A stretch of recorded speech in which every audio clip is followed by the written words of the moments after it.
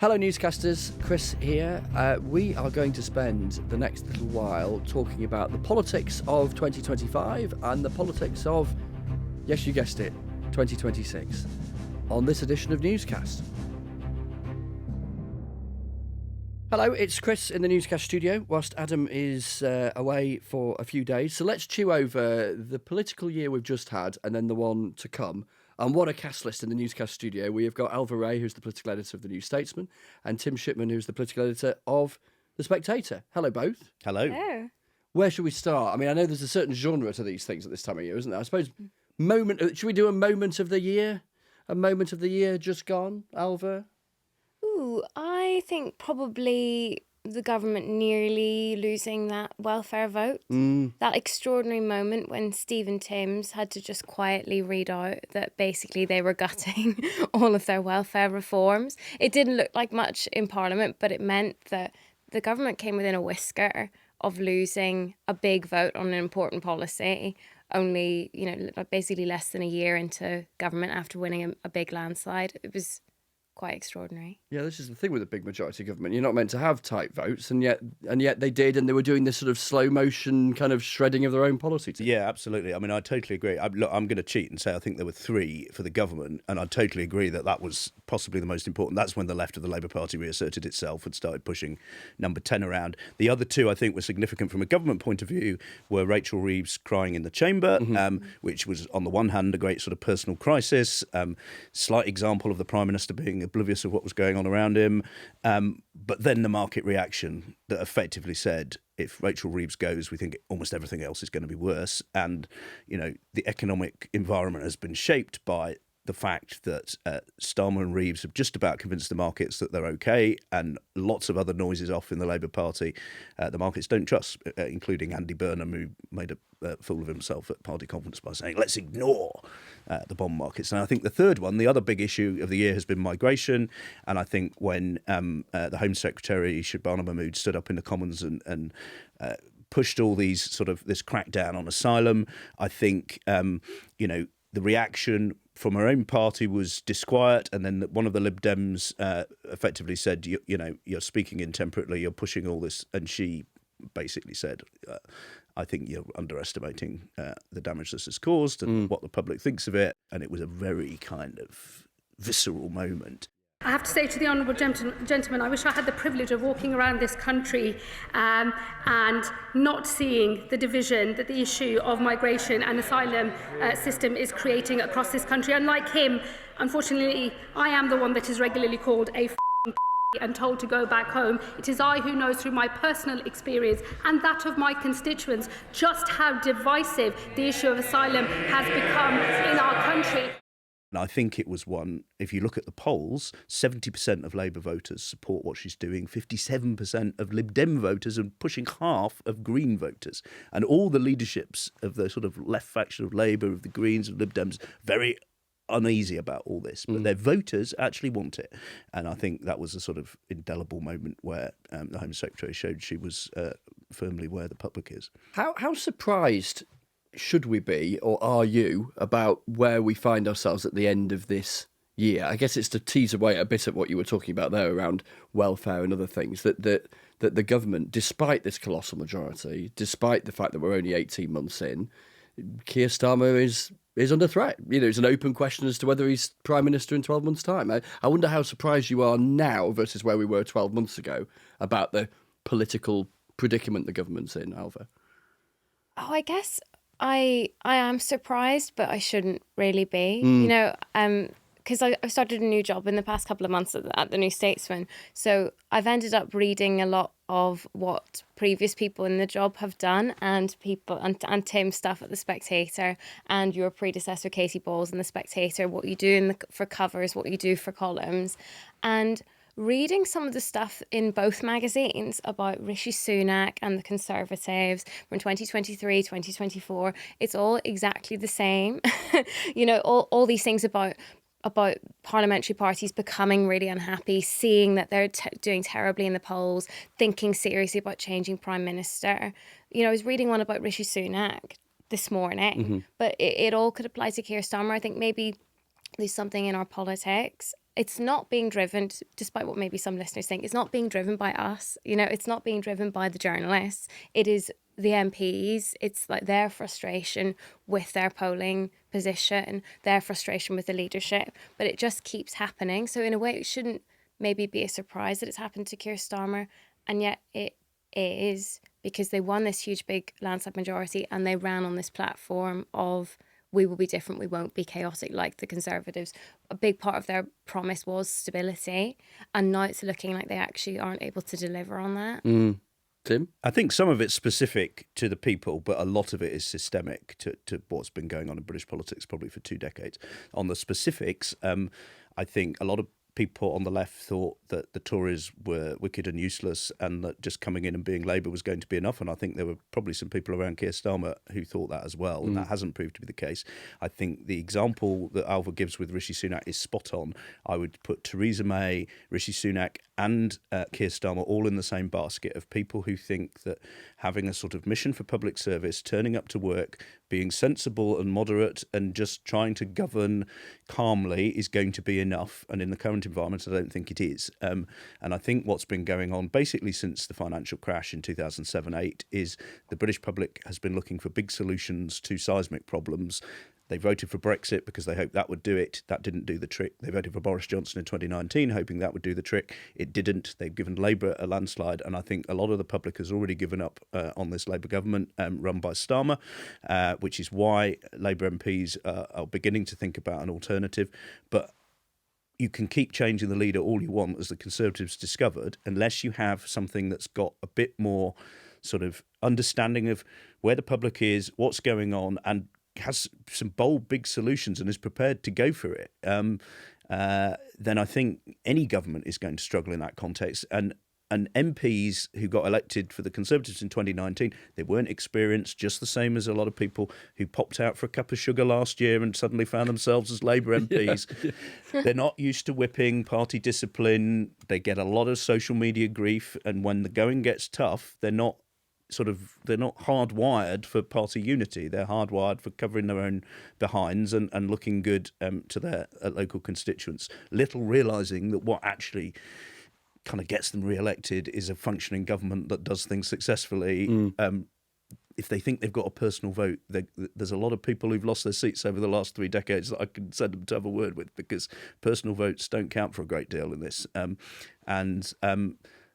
No one has yet come up with the big, bold solution. And that is why people are looking at Reform and Nigel Farage and thinking, we've tried all the others, we might as well try this. Now, that could implode on itself at some point, but if not, if Reform were to prosper again next year and in the years ahead, it's because the big questions that, the lack of wage rises, a government apparently unable to get to grips with migration, all of these kind of issues, an economy that is basically just sort of rumbling along rather than soaring ahead.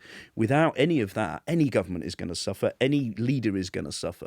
But I think May, Sunak and Starmer in particular were very unanchored in politics and in winning arguments and in telling a story to the country. Boris Johnson, David Cameron, Tony Blair, they were all better at it than those three, and I think there's a lot of similarities there, and that's why when if you open a copy of my magazine from 2 or 3 years ago, it reads very similar to what Ailbhe and I are writing this week. Right. Yeah, it's fascinating, isn't it? And I guess Ailbhe, picking up on Tim's analysis into that space this year, has stepped Reform and Nigel Farage, and they have become the prism through which, well, a lot of the political conversation has been happening, and where every other political party has had to react to what they're doing. Yeah, I mean, we had this moment, I think that was this year rather than last year, that Keir Starmer just came out and said Reform is our main opponent now. Some people were questioning whether that was the right strategy, by sort of putting them on that pedestal at main target, sort of pushing the Conservatives to the sidelines. But I guess it reflected the reality. And yet we've seen Labour sometimes struggling to work out exactly where it positions itself against Reform. Obviously, anytime you put that to Labour people, they tell you confidently that, no, they've been really clear where the dividing line is. But in practice, sometimes people in the party think that Reform has sort of said something racist or announced a racist policy. There's a little bit of a panic in Labour HQ or in Number 10 for a few days, where they kind of work out exactly whether they want to call it out. People in the cabinet get quite frustrated by that. Keir Starmer did his big speech at conference, sort of indicating that they will call out reform more stridently. And yet then on particular policy issues, some of the Shabana Mahmood stuff, parts of the party still feel like actually that's quite similar to reform. So it's all been a bit messy. There are just endless conversations within the Labour government about how they should tackle it. And at the same time, Labour's hemorrhaging votes to its left as well. Yeah, this is the thing, isn't it? In which direction do they point themselves? I mean, all governments have to point in both directions. Yeah. That's the problem. I think, if there's a big theme of 2025, it's what I would call the triumph of the funky fringe. So you've got Farage to the right being very successful. He's been an insurgent, all his career. He's now trying to look like a government in waiting. And then, the big development of the last quarter of the year was the election of Zach Polansky as the leader of the Green Party. If you compare the Greens with the sort of Jeremy Corbyn outfit, Polansky won, a sort of Leonid Brezhnev style kind of victory, in terms of while Corbyn and the rest of that party were, have a joint leadership. It's all, and then fall out with each other. They all fall out with each other. And Polansky is very effective. He's a populist. He knows what he thinks. He says it with gusto. And people who are looking for solutions, they don't think the mainstream, we're all kind of victims of this to a degree. They think centrist politics has failed. They think the mainstream media is not telling them what they want to hear. They think mainstream politicians are just, incrementalists who aren't going to sort out the problems, and they're looking for fringe solutions. I think something like 50% of young women are now voting Green. And some of the Green Party's policies are, truly wacky and barely consistent with what, they profess to support. But it's got this vibe, the same as Farage. There's an excitement there. People, you sense if people go out to vote Green in May, they'll do it because they want to, and the same as people going out to vote Reform. And, this is a problem that Labour has now got in spades. And, it's not as complicated as all that. People basically want state to do well and to spend more money. Post-pandemic, that's much more popular than it was pre-pandemic. But they also, surprise, surprise, want migration controlled. And I think Labour MPs get a bit confused about this sometimes. They see this in old left-right terms and think, migration control, that's very right-wing. But as I said earlier, that's not what the voters think. Even 50% of Green voters want Shabana Mahmood's reforms to go through. It's the Overton window, as we pompously describe it, has shifted so far on that. And then I suppose that then challenges the sort of notion of wacky, doesn't it? Exactly.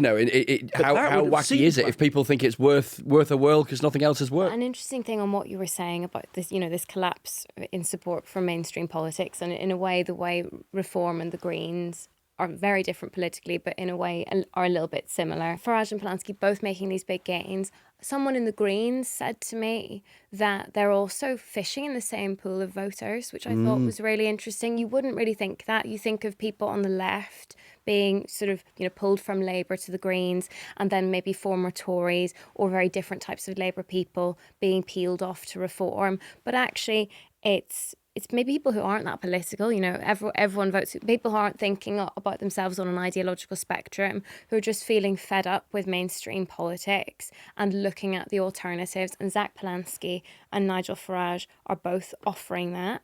And actually people in both parties also talk about the way they kind of have a similar approach. People in Reform say, hey, that Zach Polansky is sort of borrowing from our strategic playbook, not in terms of the politics, but actually sort of brash and primary colours and snazzy social videos, all that stuff. Yeah, and also in kind of trying to signal that you are gaining momentum by building your membership. The Greens now like to say that they're the third biggest party in the UK, which isn't true by polling. Like their polling position, they're basically fourth. It depends on the poll, but rarely third.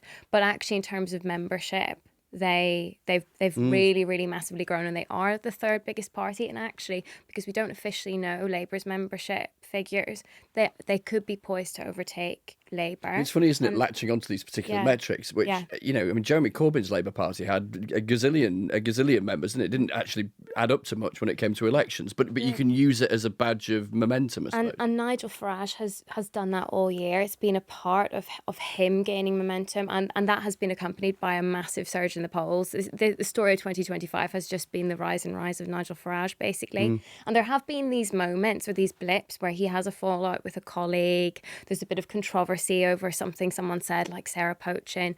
And even this month, on sort of stories from his school days, allegations of quite serious racism, that he has wobbled, but it hasn't really affected his polling position. And then he himself and other people around him say, and that Zach Polanski is sort of borrowing from our playbook, and it's working for Zach Polanski as well.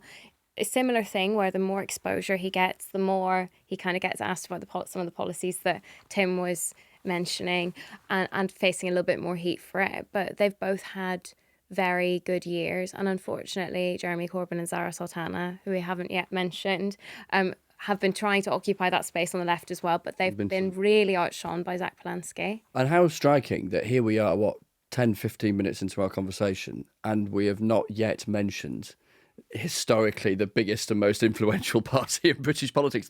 The word Conservative has not passed any of our lips. I nearly did it just for show. But in 15 minutes. And Kemi Badenoch, the Conservatives, dire opinion polls. She seems to have had a better last couple of months, didn't she, at the tail end of the year, the conference speech that seemed to go down well amongst many Conservatives, and a punchy approach to Prime Minister's questions. But as I say, it's a story of our political times that it seems only relevant at this point in this podcast to refer to the official opposition. I think that's right. Look, I think she has had basically since Peter Mandelson resigned, which was the first sort of blood she drew, really. She's performed much better, and that has meant that it's bought her time, and people aren't talking about Robert Jenrick as the leader of the Conservative Party quite as much as they used to. But what has actually moved here? Now, there's some evidence that the Conservative polling number's gone up 1 or 2 points, and actually in this current political marketplace where small changes can mean big changes in seat movements, that could be more significant. But, the Tory party is struggling to keep its membership numbers above 100,000. And I'm told, when people's credit cards run out or whatever, you usually chase them up, and then if they ignore you, you knock them off the roll. I'm told the process of knocking them off the roll is now very, very slow indeed in Tory headquarters, because they've been overtaken by the Greens. They were behind Labour anyway, and Reform has gone zooming into the distance. And the significance of this, I think, is it's not just about showing momentum and showing that you've got the sort of vibe of the moment. It's about ground troops when you come to elections. If you've got lots of enthusiastic people knocking on doors, you can get your vote out, and a lot of what politics is about these days is getting your people out. It's not necessarily changing other people's minds as often as used to be the case when you had these two sort of coalition behemoths fighting each other in Labour and the Conservatives. It's about getting your people to turn up and do what they say they're going to do. And then when you get victories in council elections, you win council by-elections, you've then got more people to do that. Your councillors are the real ground troops, and it all sort of builds on itself, and you build a machine. The interesting thing is, when I interviewed Farage for our the Christmas edition of The Spectator, tiny plug there if you don't mind, Chris. And it's a good read, that interview. Signing football shirts. Yes, yeah, 350 quid a pop. Yeah, that's quite that's quite a revenue stream. Quarter of a million off these shirts, which is pretty amazing. But he talked about, they just won a council by-election against the Lib Dems, and that was a big deal. Now, we've not mentioned them either, but every poll shows them barely moving. Ed Davey, not that popular, even with his own MPs. You think, there's all this excitement going on in politics. Why are we not getting some of this? Why are we not that frustration? Why are we not grabbing all these votes that the Greens are grabbing? But every MRP shows them basically holding 70 or 80 seats. These mega polls. Mega polls.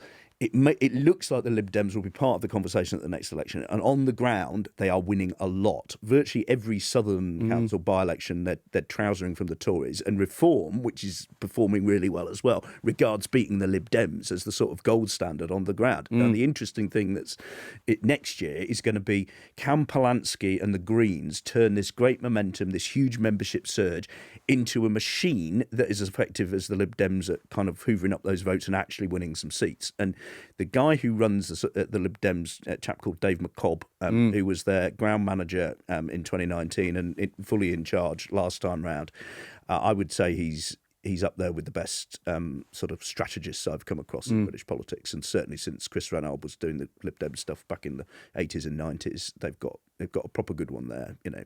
So again, they, a bit like the Tories, seem kind of irrelevant to the conversation because they're not imposing themselves, they're not announcing interesting things, but they're quietly getting on with the business of winning council seats. And the big story next year is going to be what does it all look like after May? Yeah, we'll look ahead to next year in a second. Ailbhe, on the Lib Dems, you hear, don't you, the frustration from some Lib Dem MPs around how can we manage to do spectacularly well at a general election and 70-odd MPs and the biggest third party in a very long time, etc., and yet they feel squeezed out. You know, they had a public campaign about the BBC's attention or lack of it as they saw it in their direction. Do we pay them insufficient attention? It's a tricky one, isn't it? I mean, this has been the story of the Lib Dems since 2019, really. I mean, they were quite confident the whole way through that parliament that they would be quite significant in denying the Conservatives a majority at the next election. And they were completely right. They had a really, really good general election last year. They have, I don't think it's their highest ever number of MPs, but it could be. They're, on a really, really high number. And yet people don't really talk about them. I think some of it is on economics. They're in a tricky position, because Labour is in a tricky position. The fiscal position is difficult for everyone.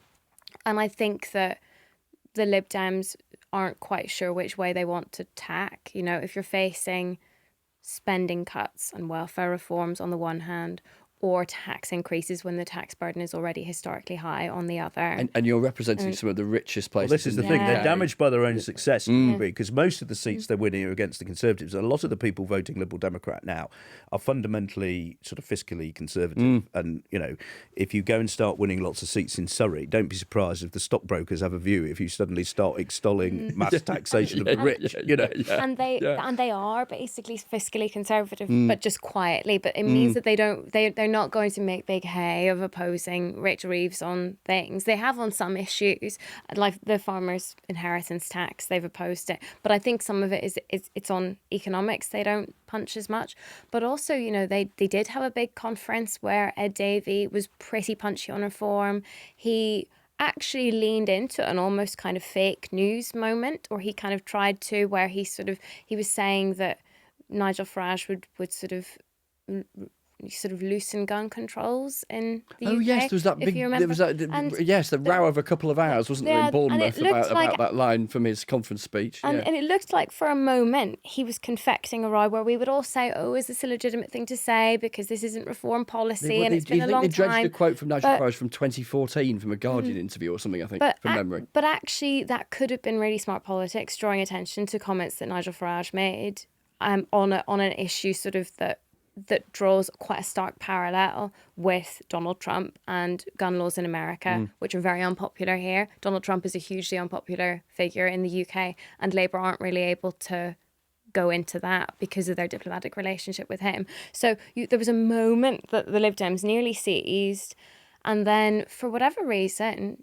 the news just sort of moved on. There was a moment at the conference where all the news organisations were thinking about this. Ed Davey kind of squaring up to Nigel Farage, and it actually barely got any coverage. There were other stories. About it, so you mentioned it again just now, and I was there. I remember the row. But it only really lasted for 2 minutes. So it's just difficult. Is it that Ed Davey isn't a particularly showy politician despite all of the stunts? Is it just the way politics moves to the extremes? Definitely the Lib Dem analysis is that they have a big BBC problem, which you discussed with Ed Davey.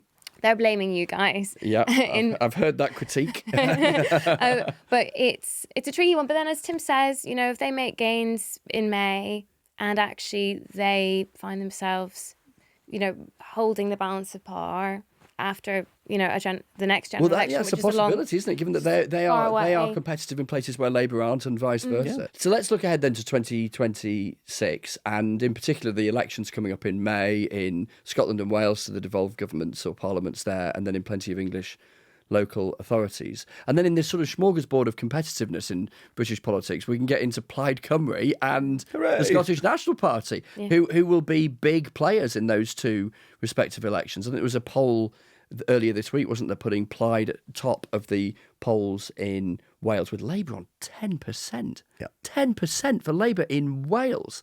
And gets us into, because this then wraps into this conversation about the Prime Minister's future, doesn't it? That if Labour lose in Wales, which at the moment the evidence suggests they're going to, like a racing certainty. At the moment. Psychologically, that is wounding. Yes. No, I mean, look. I think this is the biggest set of local elections in my adult lifetime. Bluntly, right. I think the outcome of the 2029 general election will be signposted and in part decided by the balance of power after May. It looks like the SNP are going to romp back in Scotland into a third decade of unbroken devolved power. Which exactly, is extraordinary. In a system that was designed to prevent that from ever taking place. Let us not forget. In Wales, it looks like Plaid or Reform will win, with Labour almost nowhere and the Tories possibly completely nowhere for the first time. And in a lot of the council elections, you're going to see the Greens surge, you're going to see Reform surge. And despite all of her, improvements in her personal performance, will there be enough for Kemi Badenoch to cling on? Now, a lot of Conservatives I speak to like to think that they will be firm enough, if it looks like Keir Starmer is having a leadership which crisis, of the big Westminster parties panics first, to not do it. Right. But as someone who has covered, I think, 9 Conservative leadership elections and covered 5 prime ministers in 8 years, it seems that seems to be the triumph of hope over experience in terms of the Conservative Party. But we could have 1, 2 leadership contests. The other thing I would just put on the agenda is, what was the biggest moment of this year? We've already discussed that. One of them we didn't, but might after May look like the biggest moment of this year was the Caerphilly by-election, where Nigel Farage turned up. He was expecting to win. The morning of the vote, they were expecting to win. Long into the day, they were expecting to win. And Plaid won, and there was a lot of tactical voting to stop Reform taking that seat. Now, if that tactical voting is widespread in the council elections and in Wales, and it looks like Reform's sort of been capped and frustrated by people going, stop Farage, then that will also have a big sort of implication for what happens in 2029. And we don't know the answer to that yet, but that's one of the things I would look out for. I had a bit of a moment when I was in Caerphilly covering the by-election, and we were going around talking to all of the candidates from the main parties. And I realised that we'd done our interview with Plaid, and we'd done our interview with Reform. And I was like, who's next? Labour and the Conservatives. Yeah. It's just that sort of those moments of thinking, right, yeah, that's a sort of indicator of how politics has changed. Ailbhe, let's as we begin to round up, and we're looking ahead to next year, I suppose the big question is, does the Prime Minister survive the year? What's your hunch? No. You don't think he does? No. Does he get to May?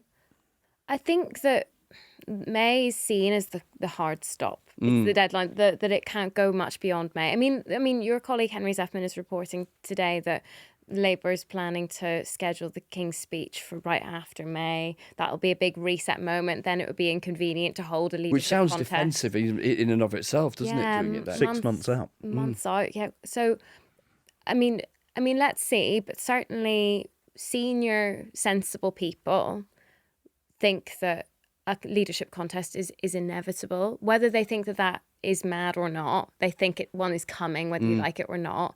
And that, as you say, these elections in May will just be too difficult for Keir Starmer to survive. Not just Labour losing in Wales, but potentially coming third in Wales. One person said to me that no one would deserve to stay as a Labour Prime Minister after leading Labour to defeat or to coming third in Wales. Like, it's quite stark, but also some people want a leadership contest sooner. They say that this government is one crisis away from collapse.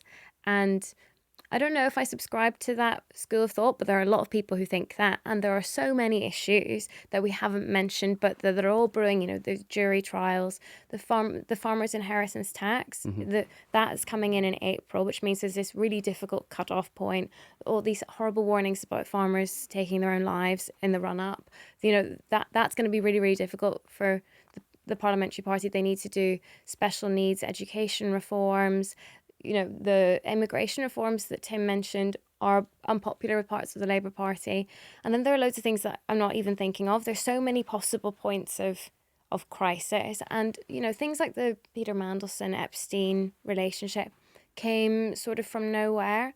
And the government found itself spiralling. I'm not sure if Keir Starmer would survive another moment like that without just someone going over the top. You need 80 Labour MPs to nominate one person. Some people think that's a high hurdle. Other people think, well, that's less than voted against the welfare reforms. The thing is, the only counter thought I have rattling around in my head is seeing parliamentary Labour parties of the past, I think of the likes of the last 10 years, whether it be pre-2015, when there was a lot of chat of, Ed Miliband, we think he's a loser, and then nothing happened. And then during the Corbyn years as well, and Labour just being psychologically less ruthless than the Conservatives at deposing leaders they themselves have concluded are a dud.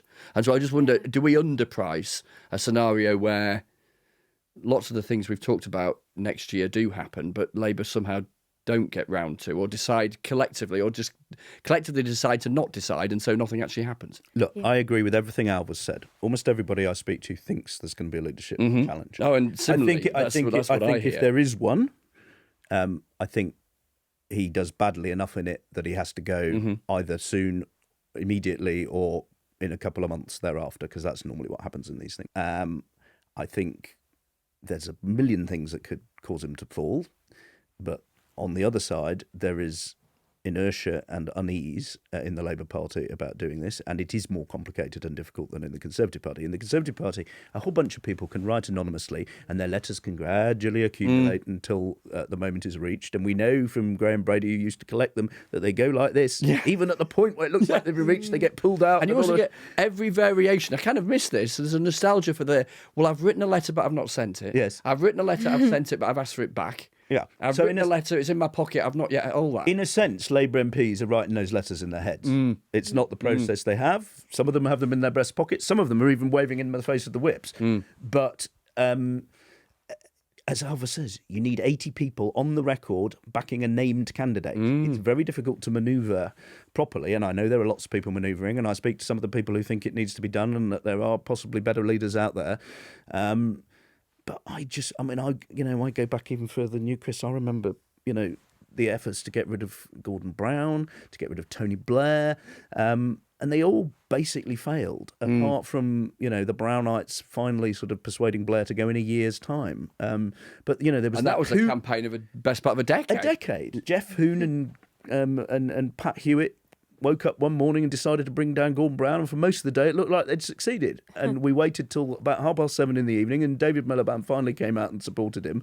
And it was all over. Yeah. Despite James Purnell resigning, and this was after local elections as well. Exactly the same scenario. And you know what, hilariously, even some of the people who were involved in that don't think that the PLP will get itself together to mount a candidate. So even the people who were involved in one successful coup don't actually believe that that Labour MPs will get it together to actually go for it. So every single indication says he should go and he will go.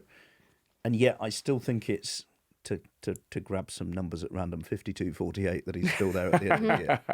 Well, there we are. That's a nice spot on which to round things up. Merry Christmas to both of you. Thank you. Merry Christmas. That has been a fun discussion. Well, it's been a fun year, hasn't it? And I think next year is going to be fun as well. Totally. And people who thought this was going to be a boring government got it wrong. Politics, forever interesting. Thank you both, Tim and Ailbhe. And thank you to you newscasters for listening. And there'll be another one dropping into your feed very soon. See you soon.